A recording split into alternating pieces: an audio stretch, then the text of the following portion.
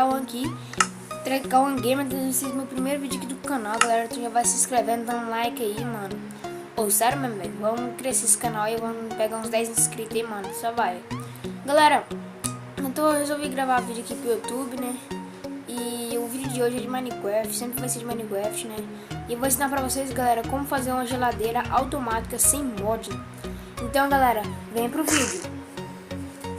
Então, galera, voltei aqui, né? Tirei da terceira pessoa. Os itens que vocês vão precisar é qualquer bloco, tipo, eu prefiro pedregulho. E vai precisar de liberador, né? Porque não é foi mal, galera, que é ejetor. Que fica bem aqui, não. O liberador é ejetor. E botão. O botão vocês vão achar. Cadê?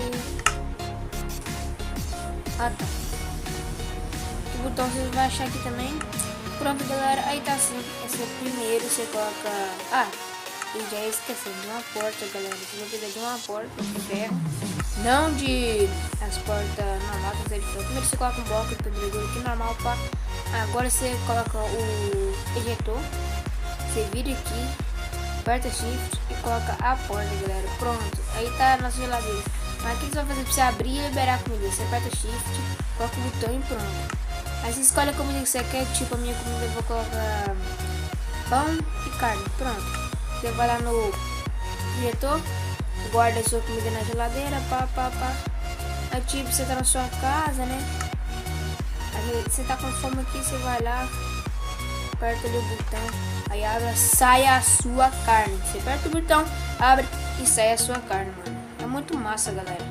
Então não se esqueça de se inscrever, de dar seu like aí. E muito obrigado a vocês que assistiram o vídeo. Falou e fui!